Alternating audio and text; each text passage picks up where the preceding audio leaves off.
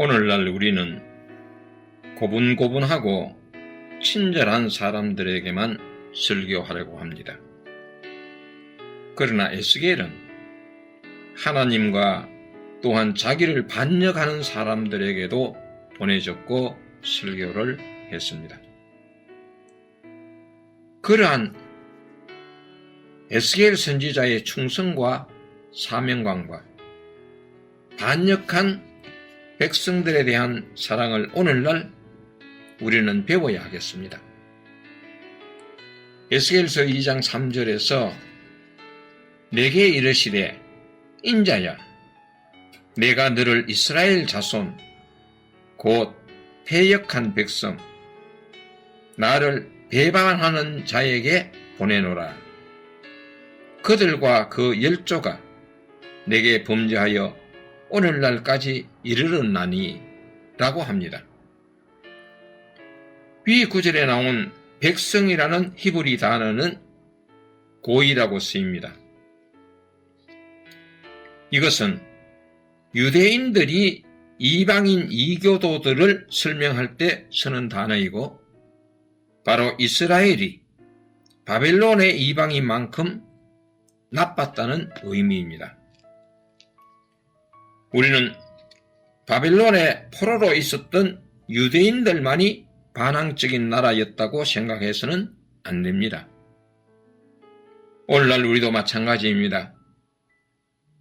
기독교 신자가 자기를 바라볼 때도 마찬가지고 세상 사람들이 기독교 신자를 바라볼 때도 마찬가지입니다. 그들은 신자들이 세상 사람들과 다르다고 생각하지 않습니다. 하나님의 택한 백성이 세상 나라와 비슷하게 되어버린 것입니다. 하나님은 에스겔에게 그 패역한 세상 나라와 같은 이스라엘로 가라고 명령하십니다. 모든 인류는 하나님께 배반, 반역, 패역을 합니다. 우리는 다 양 같아서 그릇 행하며 각기 제 길로 갔거늘이라고 하였습니다. 그러나 너희 백성은 배반하며 패역하는 마음이 있어서 이미 배반하고 갔으며라고 했습니다. 또한 바울은 로마서 3장 12절에서 다 치우쳐 한 가지로 무익하게 되고 선을 행하는 자도 없나니 하나도 없다라고 했습니다. 아담이 하나님의 계명을 거역했습니다. 모든 인류는 하나님에게 반항하는 마음을 자연스럽게 상속받았습니다.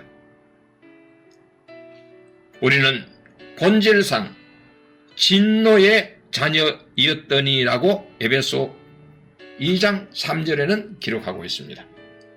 그렇습니다. 하나님께 부름받은 종들과 선지자들은 자기가 어디로 보내심을 받았는지 그 사명지를 분명히 깨달아야 합니다. 거기는 파라다이스도 아니고 푸른 풀밭도 아닙니다. 선지자들은 패역한 이방 백성들 가운데로 보내심을 받은 것입니다. 신자들도 아담의 후손으로서 본질상 불신자와 크게 다르지 않습니다. 바울은 로마서 3장 8절에서 18절 사이에 이렇게 기록하고 있습니다. 유대인이나 헬라인이나 다 죄 아래 있다고 선언하고 있습니다. 기록한 바 의인은 없나니 하나도 없으며 깨닫는 자도 없고 하나님을 찾는 자도 없습니다. 다 치우쳐 한 가지로 무익하게 되고 선을 행하는 자는 없나니 하나도 없다고 했습니다. 그리고 저희 목구멍은 열린 무덤이요 그 혀로는 속임을 베풀며 그 입술에는 독사의 독이 있고 그 입에는 저주와 악독이 가득하고 그 발은 피 흘리는데 빠른지라. 파멸과 고생이 그 길에 있어 평강의 길을 알지 못하였고 저희 눈앞에 하나님을 두려워함이 없느니라고 하였습니다. 이 모든 것은 아담에게서부터 우리에게 내려온 것입니다. 우리의 본성이 하나님께 반항하는 것은 그에게로부터 상속받았기 때문입니다. 여러분, 나중에 울거나 한탄하지 마십시오. 이럴 줄 전혀 몰랐는데라고 자신을 연민하지 마십시오. 성경이 가르치는 인간의 본성은 전적 타락, 본질상 진노의 자녀입니다. 오늘 하나님의 종인 당신이 폐역, 반역, 핍박을 당한다면 당신의 주소와 본질을 제대로 찾은 것입니다. 하나님은 당신을 바로 그곳으로 보내셨습니다.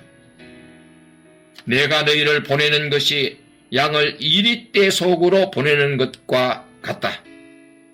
그러므로 너희는 뱀처럼 지혜롭고 비둘기처럼 순결하여라. 마태복음 10장 16절에 있는 말씀입니다. 에스겔이 바로 그렇게 보내졌습니다. 내게 이르시되 인자야, 내가 너를 이스라엘 자손 곧 패역한 백성 나를 배반하는 자에게 보내노라. 우리는 에스겔서를 읽으면서 그럼에도 불구하고 반역하고 패역한 백성에게 하나님의 말씀을 전했던 그의 사명감을 올바로 배울 수 있게 되기를 바랍니다.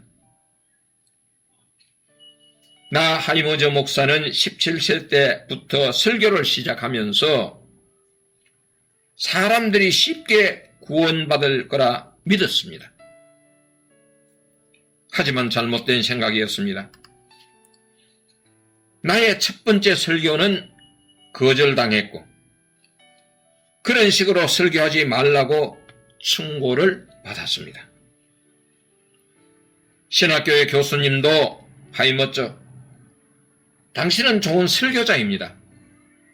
하지만 당신은 너무 공격적인 설교라서 나쁜 평가를 받고 있는 것입니다. 그 후에 나는 샌프란시스코에서 히피를 전도하는 다른 교수와 일을 했습니다. 그 설교자도 나를 비평했습니다.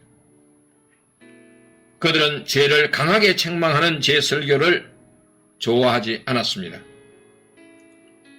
그 충격이 너무 심해서 나는 사임하고 로스앤젤레스의 집으로 돌아왔던 적이 있었습니다. 오늘날 많은 설교자들은 왜 사람들이 자기 설교에 무관심하며 안 들을까 의아해합니다. 그러나 그 답은 바로 본문 성경에 나와 있습니다. 에스겔서 2장 3절에서 하나님께서 패역한 백성, 나를 배반하는 자에게 보내노라고 했습니다. 이 구절에 대해 맥키는 이런 주석을 썼습니다. 복음을 접하기 가장 힘든 사람들은 불신자가 아니라 바로 교인들입니다. 그들은 비록 교회에 오지만 그들은 하나님에게 반항합니다. 그들은 누군가 그들에게 당신은 구원받지 못한 죄인이다 라고 말하는 것을 듣기 싫어합니다. 그들의 마음은 그렇게 굳어 있지만 부름받은 사역자들은 에스겔처럼 그들을 향해서 하나님의 말씀을 굳굳이 선포합니다. 그러므로 오늘날 사역자가 되려는 청년들은 자기가 진정 하나님의 부르심을 받은 종인지 확신하길 바랍니다. 사역 현장이 너무 어렵기 때문입니다. 부르심을 받지 않는 종은 이 어려움을 헤쳐나갈 수가 없습니다. 아마도 그들은 보험이나 다른 것을 파는 것이 사역보다 좋을 수도 있습니다. 맥기께서 무엇을 말합니까? 그는 바로 오늘날 교회 안에 구원받지 못한 사람들을 지적합니다. 그들은 결단주의로 명목상 신자가 된 사람들입니다. 다시 말하면 하나님의 그의 심령을 변화시켜 주신 것이 아니라 자기 스스로 믿기로 결정한 것을 말합니다. 그런 명목상의 신자들은 실제적으로는 하나님께 반항을 합니다. 이것이 오늘날 미국 교회의 현실입니다. 지금 나는 당신에게 개인적으로 말합니다. 당신은 하나님께 반항하고 있을 수도 있습니다. 당신은 당신 자신이 불쌍히 느껴지나 당신의 마음은 하나님께 반항을 합니다. 당신은 당신의 죄 때문에 슬퍼한 적이 없습니다. 당신은 당신의 반항적인 마음에 슬프지도 않습니다. 당신은 곧바로 살아계신 하나님을 뻔뻔스러운 얼굴로 거부하고 있습니다. 만약 당신이 한 번도 죄의 가책을 느끼지 못했다면, 당신이 한 번도 당신의 죄에 슬프지 않았다면, 당신은 그리스도의 필요성을 절실히 느끼지 못합니다. 내가 하나님께 반항하고 있을 때는 반항하는 백성들에게 보내진 선지자의 음성을 귀담아 들어야 할 것입니다. 에스겔은 반역하는 사람들에게 계속 설교를 했습니다. 이 자손은 얼굴이 뻔뻔하고 마음이 강박한 자니라. 내가 너를 그들에게 보내노니 너는 그들에게 이르기를 주 여호와의 말씀이 이러하시다 하라. 그들은 패역한 족속이라. 듣든지 아니 듣든지 그들 가운데 선지자 있는 줄을 알지니라. 여기에서 주 여호와의 말씀이 이러하시다 하라. 에스겔이 위의 말씀을 선포할 때 그는 주저하였을까요? 아니면 강하고 담대했을까요? 에스겔처럼 하나님으로부터 말씀을 받은 설교자는 강하고 담대하게 대개의 경우 우렁찬 목소리로 설교를 합니다. 주 여호와의 말씀이 이러하시다 하라. 이렇게 확신에 찬 음성을 바랍니다. 그러면 우리는 에스겔처럼 하나님의 말씀을 받아야 합니다. 우리는 성경을 통해서 하나님의 말씀을 받을 수 있습니다. 또한 하나님이 부르신 종, 세우신 선지자에게는 계속 그의 입에 선포할 말씀을 주십니다. 그것이 바로 자기가 하나님께 부름받았다는 증거입니다. 그리고 듣든지 아니 듣든지는 패역한 백성들에게 보내지는 하나님께 부름받은 선지자들, 말씀의 종들의 또 한 가지 특징은 듣든지 아니 듣든지 말씀을 계속 선포하는 것입니다. 주 여호와께 말씀을 받은 종들은 그걸 가만히 감추고 있지 못합니다. 반드시 전파해야 하고 쏟아내어야 합니다. 그런데 백성들은 패역하고 반역합니다. 별로 그런 메시지를 들을 만한 관심이 없습니다. 그 결과 듣든지 아니 듣든지 전파하게 되는 것입니다. 듣든지 아니 듣든지 설교한다는 것은 설교를 계속 한다는 뜻도 있습니다. 어떤 반대나 저항에 부딪히든지 어떤 무시를 당하든지 상관없이 듣든지 아니 듣든지 하나님의 말씀을 중단하지 않고 계속 전파하는 것입니다. 청중들이 설교자를 좋아하든지 싫어하든지 관계가 없습니다. 그들이 설교를 들으면 전파하고 안 들으면 설교하지 마라. 그게 하나님의 지시가 아니었습니다. 듣든지 아니 듣든지 전파하라. 그들 중에 선지자가 있는 줄을 알지어다. 그것이 하나님의 지시였습니다. 그들 중에 선지자 있는 줄을 알지어다. 선지자는 자기가 받은 하나님의 말씀을 그대로 전달하지 않으면 그 핏값을 자기가 지불하게 되어 있습니다.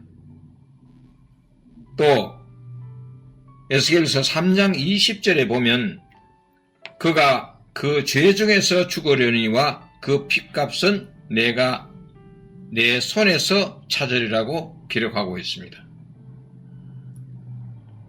바울도 사도행전 20장 26절에서 그러므로 오늘 너희에게 증거하노니 모든 사람의 피에 대하여 내가 깨끗하니라고 말했습니다. 이 말씀 안에는 자기가 전해야 될 말씀은 다 전했다는 뜻이 포함되어 있습니다. 그들 중에 선지자 있는 줄을 알지어다.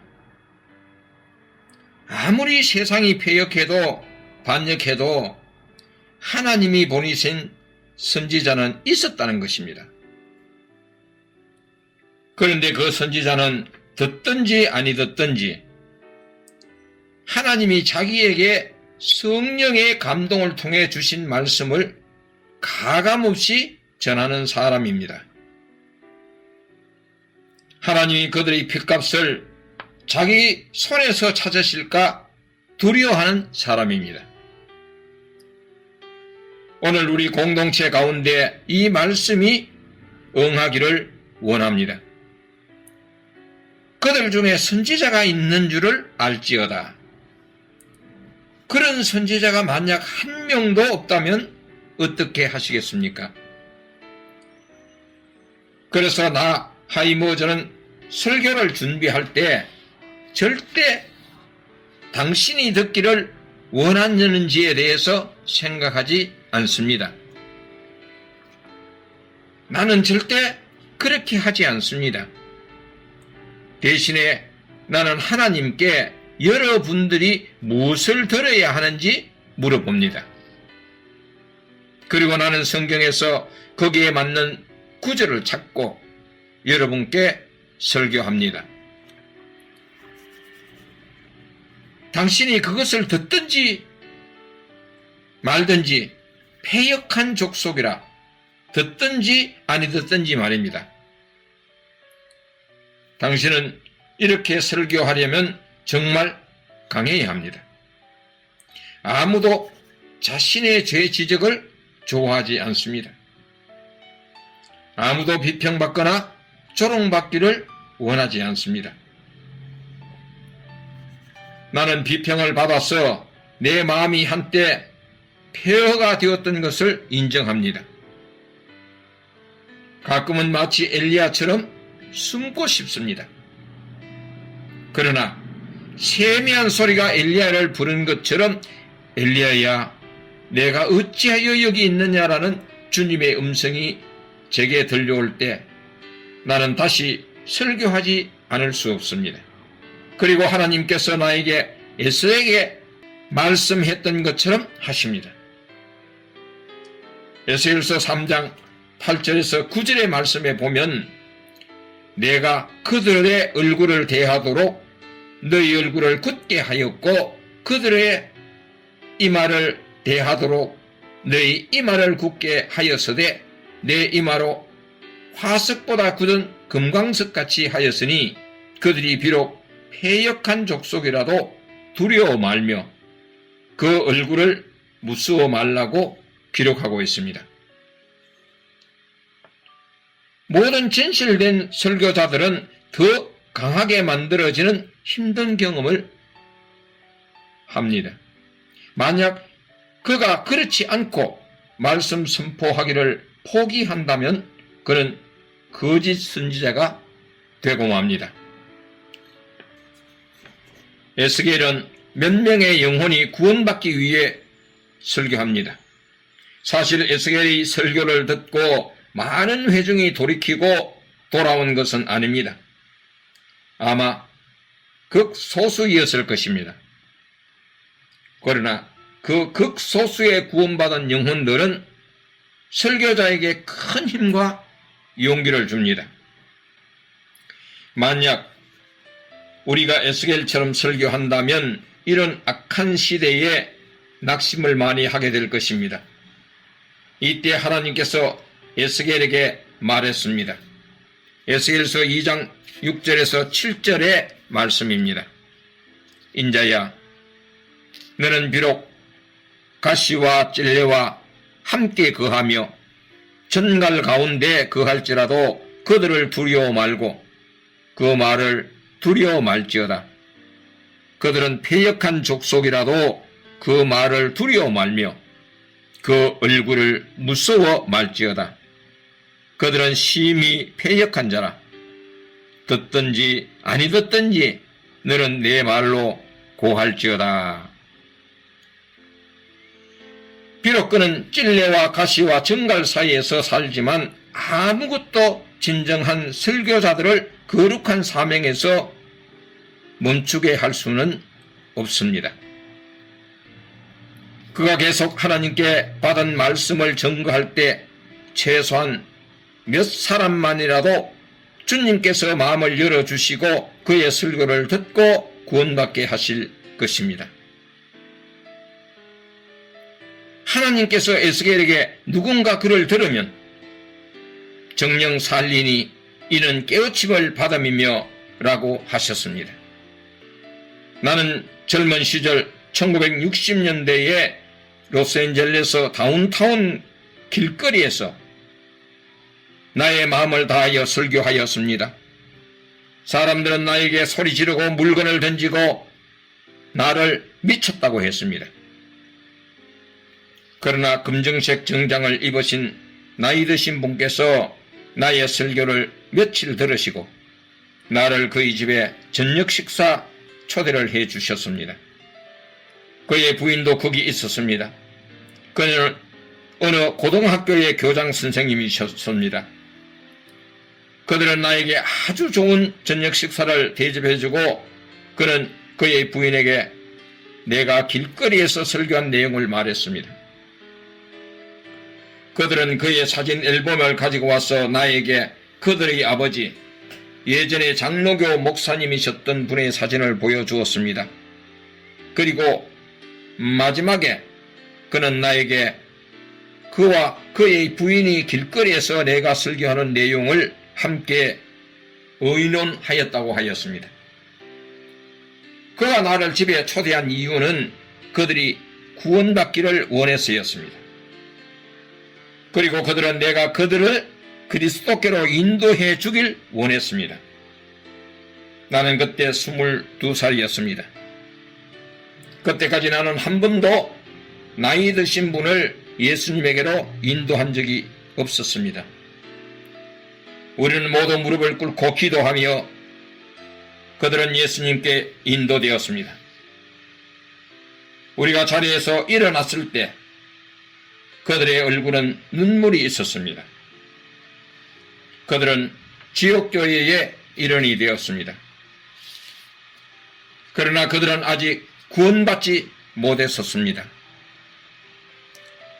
이렇게 누군가가 구세주께로 오는 것을 보는 기쁨은 세상의 모든 조롱과 비판과는 비교할 수 없이 더욱 영광스러운 일입니다. 이 일로 인해서 내가 길거리에서 힘들게 설교한 일은 정말 젊은 청년 시절 제가 했던 가장 가치 있는 일로 자리매김해졌습니다. 그리고 나는 샌프란시스코 북쪽에 있는 자유주의 경향의 신학교에 입학했습니다. 그곳에서 공부하는 3년은 정말 끔찍했습니다. 나는 정말 거기 있는 것이 싫었고 매일매일 성경에 대해서 비평하는 것을 배우는 것도 싫었습니다. 나는 그 신학교에서 하나님의 말씀 편에 서서 대변하였고 그들은 마치 내가 정신적인 장애가 있는 자처럼 대했습니다. 마지막 해에는 너무도 힘들었고 아마도 졸업을 못할 거라 생각했습니다. 그러나 나는 겨우 졸업했습니다. 나중에 내가 그 괴로웠던 3년의 시간을 다시 되돌아볼 때 내가 그 신학교에서 복음을 변호하며 사온 것을 지켜보면서 학생들 중에 두 남성이 구원받는 것을 목격했습니다. 한 명은 한국 사람이었고 다른 사람은 미국 남쪽에서 온 교인이었지만 아직 구원받지 못한 사람이었습니다. 그 두 명은 나에게로 얼굴에 눈물을 흘리면서 왔고 나에게 구원에 대한 진실과 진실한 복음을 위해 사온 것에 감사했다고 말했습니다. 그들의 이름은 길과 문이었습니다. 나는 그들을 절대로 잊을 수가 없습니다. 그들의 구원은 내가 신학교에서 다닐 때 고통스러웠던 시간을 가치 있게 만들어 주었습니다.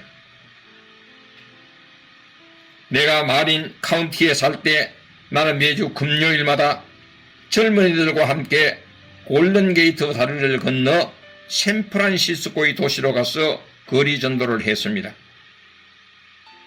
나는 길거리에서 설교하는 동안 그들은 사람들과 상담하고 전도 책자를 나누어 주었습니다. 어느 날 밤 동력자들은 나에게 한 청년을 데리고 왔습니다. 청년은 수백 달러의 마약을 매일 한다고 내게 말했습니다. 그는 그의 마약 습관 때문에 도둑질을 하고 사람들을 괴롭혔습니다. 그는 설교자님, 제발 나를 도와주세요. 나는 마약을 끊고 싶습니다. 라고 했습니다. 나는 그를 차에 태우고 집으로 데리고 왔습니다. 나는 아마도 지금 그렇게 하기는 겁이 나지만 그때 나는 그를 우리 집 부엌에 데려다 놓았습니다. 그는 소리를 지르고 모든 물건을 던지고 며칠 동안 그렇게 마약과 싸웠습니다. 마침내 그는 조용해졌습니다. 그리고 그는 우리 교회에 나왔습니다. 내가 샌프란시스코를 떠날 때 나는 그와 연락이 끊겼습니다. 그리고 25년이 흘렀습니다. 어느 날 밤 우리 교회 사무실에 전화가 왔습니다. 바로 그였습니다. 나는 그에게 어디 있느냐고 물었습니다. 그는 지금 결혼했고 플로리다에 산다고 했습니다. 그는 2명의 자식이 있고 교회에서 주일학교를 가르친다고 했습니다.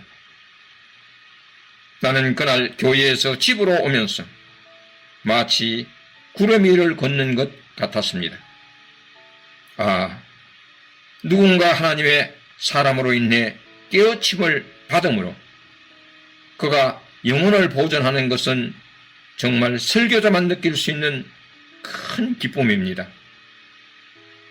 물론 제게도 누군가를 깨우쳐준 에스겔 같은 설교자가 있었습니다. 위에서 제가 에스겔서 2장과 3장에 대해서 설교했는데 50년 전에 저는 맥키가 라디오에서 에스겔 2장과 3장을 설교하는 것을 듣고는 그 에스겔의 2장은 나에게 큰 은혜와 감동을 주었습니다. 그 후로 이 구절들은 내가 복음을 설교할 때 그 모든 시간에 항상 나의 마음속에 있었습니다. 당신이 설교할 때 비록 많은 사람이 반응하지 않는다 하더라도, 겨우 한두 명만 반응한다 하더라도 한 명의 영혼도 천하보다 귀하지 않습니까? 더욱이 그가 나중에 성경교사나 설교자가 되어서 다른 사람들을 그리스도께 인도하는 사역자가 된다면 오늘 당신의 수고는 정말 천국에서 영원히 빛나게 될 것입니다.